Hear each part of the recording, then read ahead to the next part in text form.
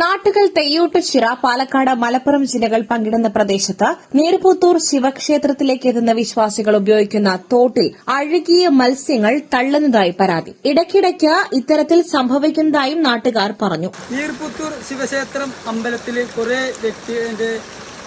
ആൾക്കാർ കുളിക്കുന്ന സ്ഥലങ്ങൾക്ക് പോണ വള്ളമാണിത്. ഇതിന് ചീഞ്ഞ മീനുകളും കുറേ ലോഡ് കണക്കിന് മീനുകൾ കൊടുത്തിട്ടുണ്ട്. അപ്പോൾ ഞങ്ങൾ കുറേ മീനുകളെ പെറുക്കി കൈ പിടിച്ചിട്ടുണ്ട്.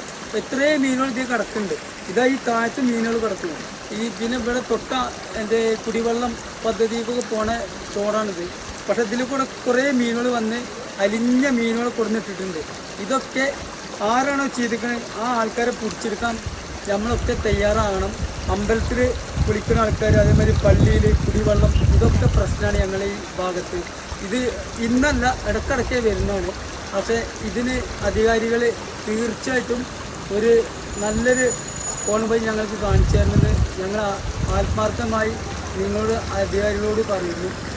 ലോഡ് കണക്കിന് അഴുകിയ മത്സ്യങ്ങൾ തള്ളുന്നതോടെ ആരോഗ്യ പ്രശ്നങ്ങൾ ഉണ്ടാകുന്നതായും പറയുന്നു. വിഷയത്തിൽ ആരോഗ്യ വകുപ്പോ പോലീസോ വേണ്ട നടപടി സ്വീകരിക്കണമെന്നും നാട്ടുകാർ ആവശ്യപ്പെട്ടു.